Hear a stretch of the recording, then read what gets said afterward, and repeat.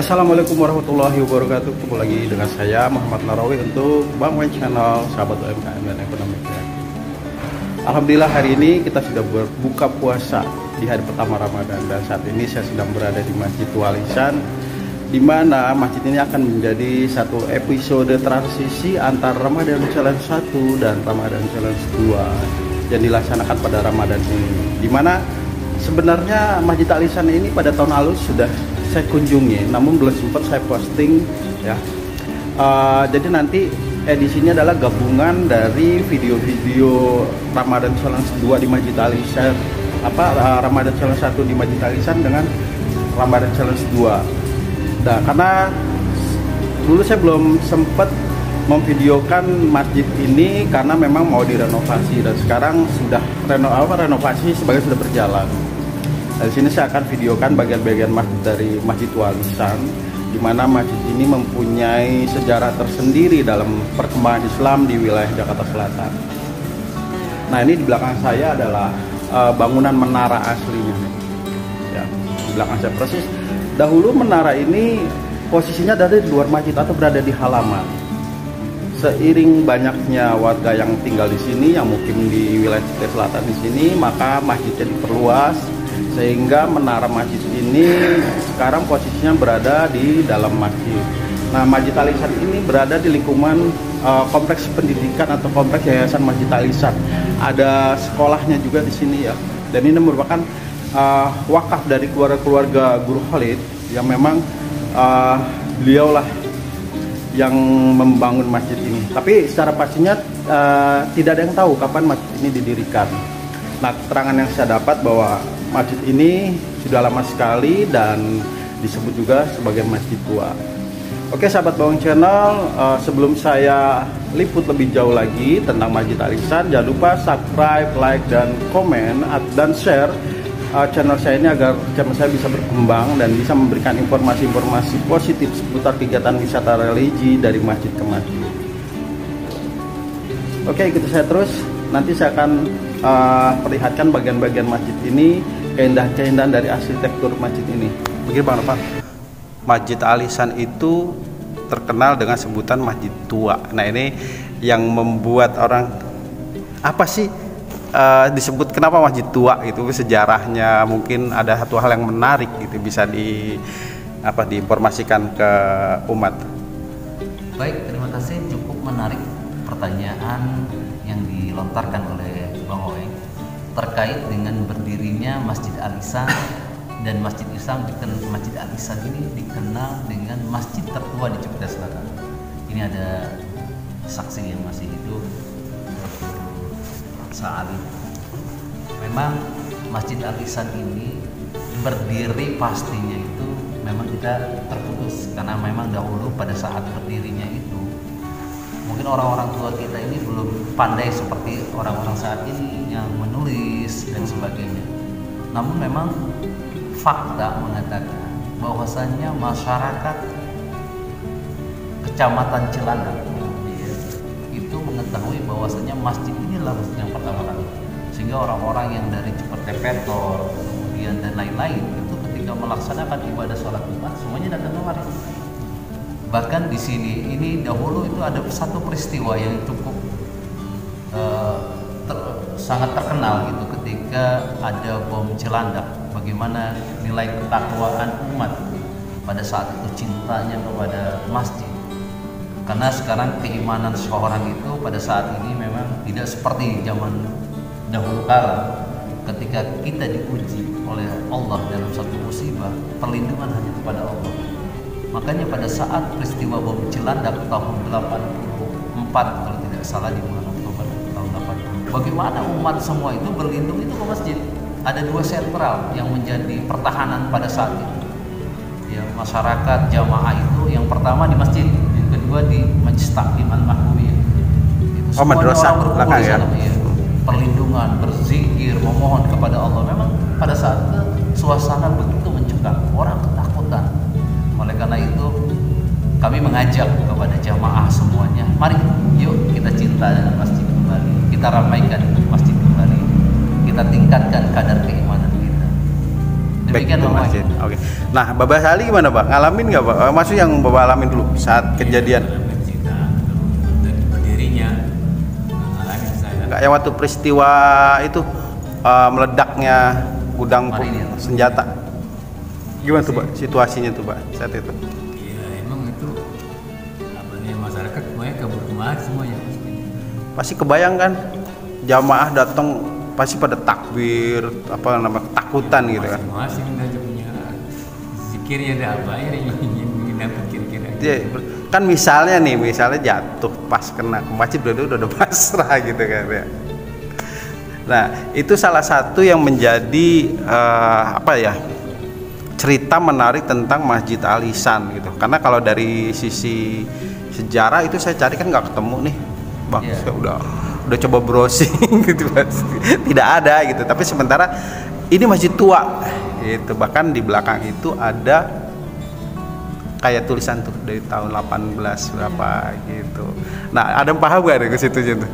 Ya, kalau tadi seperti dikatakan di awal, memang kalau untuk awal mulanya berdiri ini memang tadi kita terputus karena memang orang-orang dahulu itu belum pandai menulis seperti orang-orang sekarang. Namun Masjid Al Ihsan ini memang sudah mengalami beberapa renovasi. Nah, itu yang penting. Ini beberapa kali renovasi. Dahulu pada zaman saya kecil, mungkin juga Bapak mengalami, kita melakukan renovasi tahun 80-an. Ya, artinya di mana bangunan ini memang dahulunya tidak seperti megah ini, tidak seperti ini.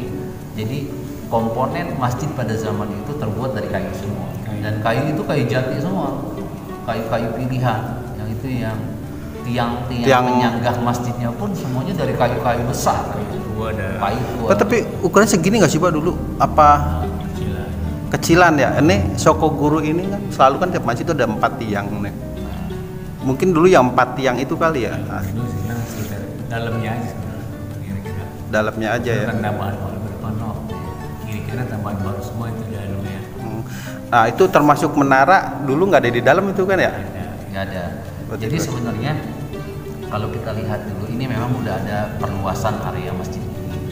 Dahulu itu memang tidak sebesar ini, tapi karena memang dituntut oleh umat, begitu banyaknya umat yang ingin sholat di masjid ini, maka pengurus sebelum-sebelumnya itu memperluas area masjid ini. Berarti dengan semakin banyaknya warga yang tinggal di Cipetek kali ya, Pak ya? Betul.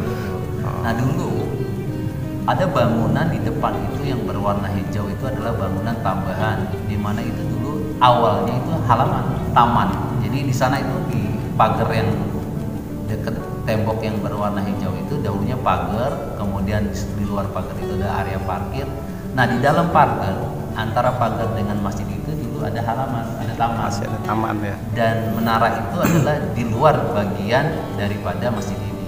Ya tadi karena renovasi umat banyak, sehingga pengurus memperluas area masjid ini agar jamaah tidak kehujanan dan tidak kepanasan. Sehingga terbentuklah seperti ini. Nah, berarti gini, ini saya berimajinasi nih ya tentang masjid. Karena kan saya datang betul seperti ini, tapi rata-rata kan masjid tua Nusantara. Betul tadi saya kasih lihat ke Bang Noval tuh ya.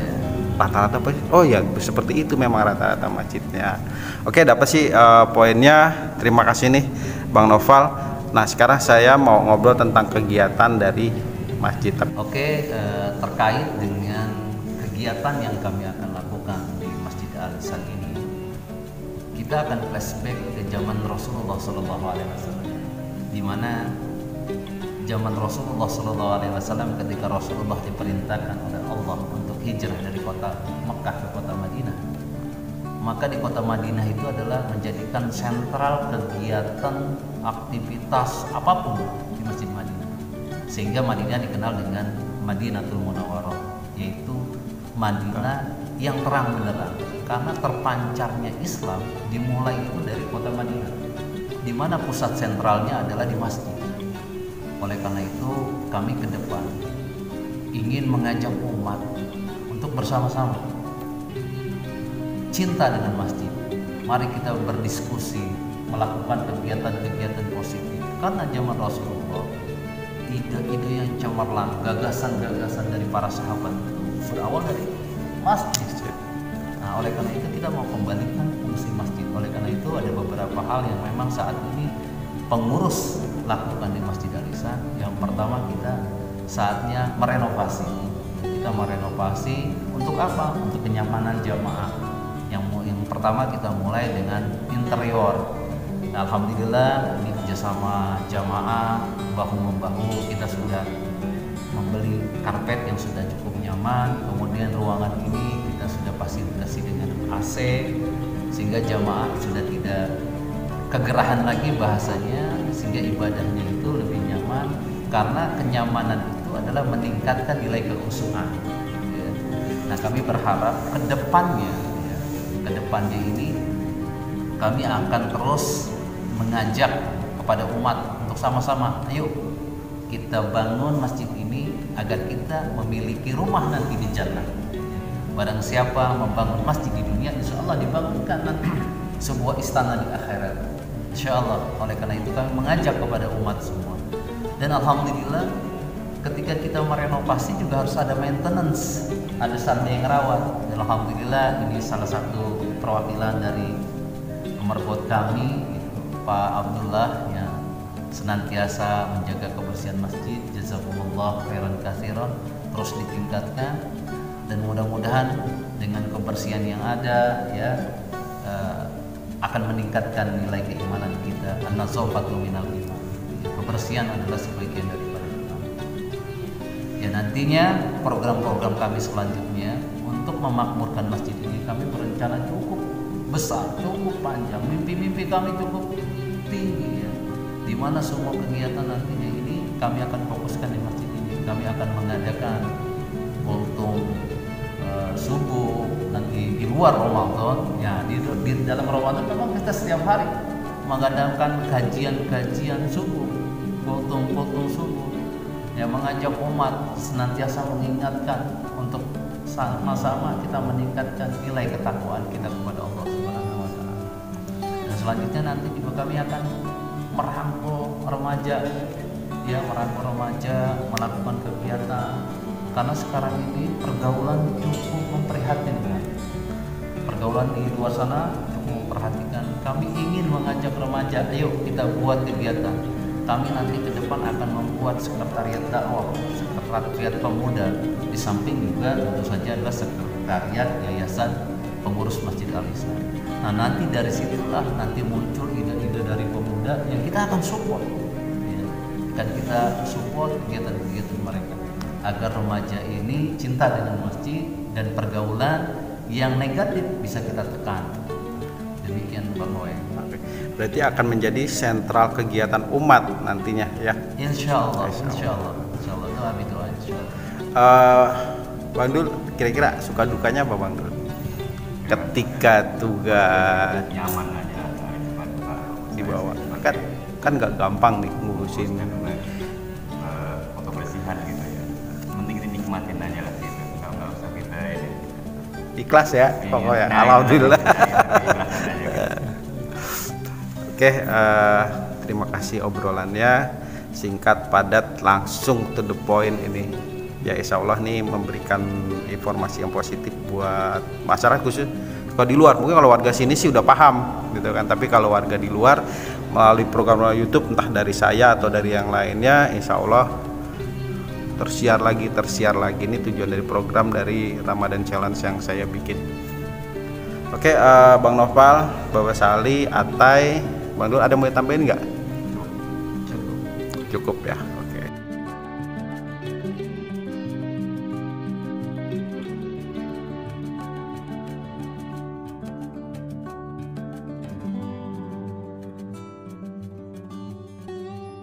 Masjid Al-Ihsan memiliki banyak sekali tiang-tiang penyangga ya. Dulu ini adalah bagian luar dari masjid. Dan ini adalah bagian teras atau plaza. Nah, sekarang menjadi satu kesatuan bangunan masjid. Dibuatlah banyak tiang karena masjid ini rencananya akan ditingkat. Ini bagian yang memang dekat kamar wudu wanita. Oh, banyak sekali tiang-tiang di sini. Nah, ketika Ramadan, area sisi sebelah kiri dikhususkan untuk jamaah wanita. Nah, sepanjang mata memandang kita melihat banyak sekali tiang-tiang yang ada di masjid ini. Dan biasanya kegiatan umat dilaksanakan kalau tidak di dalam masjid bangunan utama, dilaksanakan di terasnya di sini. Nah, ini teras utama dan dibuat seperti ini apabila ada yang menggunakan kursi roda. Ya.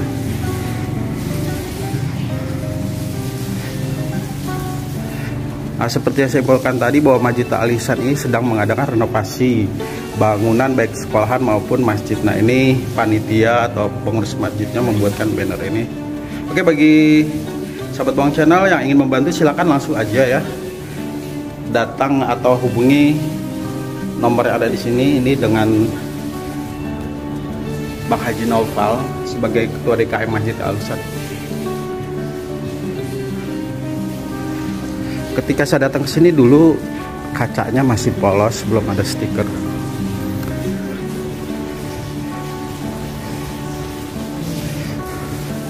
Nah, ini adalah sisi kanan dari masjid.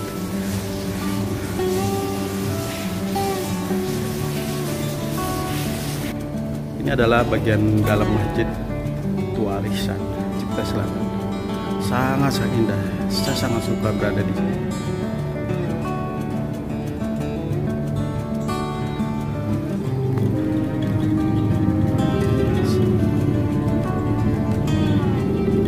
Ada 4 pilar di sini sebagai penyangga utama.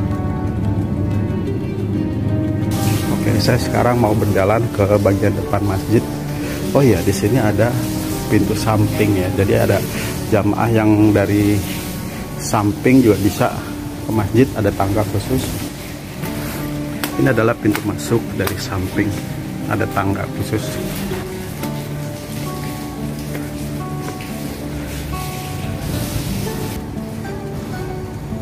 Nah, di depan masjid ini ada pemakaman, makam wakaf ya. Nah, di sini ada makam pendirinya. Oke, kita lihat ya. Nah, di sini ada prasasti atau batu yang menjelaskan silsilah-silsilah di masjid ini nih. Nah, ini sahabat Bawang Channel ya. Jadi silsilahnya itu dari Guru Samiun itu pada tahun 1620. Terus ada Guru Sabki 1840. Berarti memang masjid ini sudah sangat tua sekali. Ya, makanya tidak ada yang tahu persis kapan masjid ini dibangun. Nah, ini Kiai Khalid ya.